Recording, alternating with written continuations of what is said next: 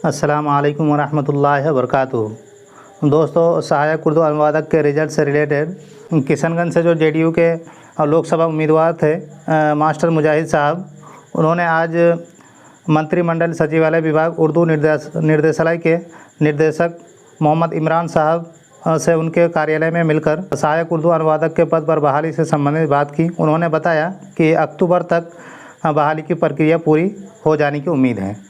अच्छी बात है कि मास्टर मुजाहिद साहब ने हम लोगों के बहाली को लेकर आवाज़ उठाई, लेकिन मुझे लगता है कि ये आवाज़ मुख्यमंत्री नीतीश कुमार जी के सामने अगर रखते तो काम हम लोग का ज़्यादा आसानी से हो सकता था और जल्दी हो सकता था।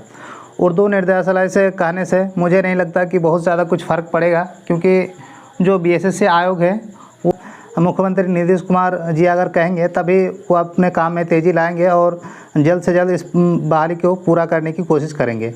लेकिन उर्दू निर्देशालय से कहने से या फिर किसी विधायक या मंत्री के कहने से बीएसएससी के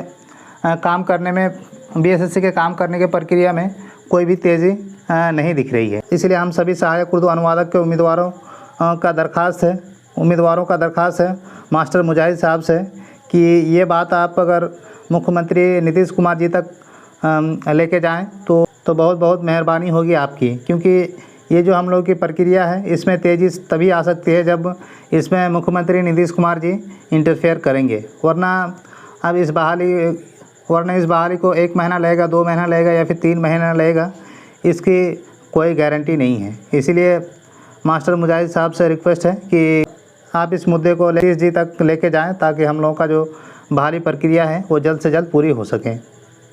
आप लोगों की क्या राय है, इसमें आप लोग कमेंट सेक्शन में बताएं कि उर्दू निर्देशालय से बात करने से हम लोग की बात कुछ बनेगी या फिर हम लोग की बात मुख्यमंत्री नीतीश कुमार जी तक पहुंचाने की ज़रूरत है।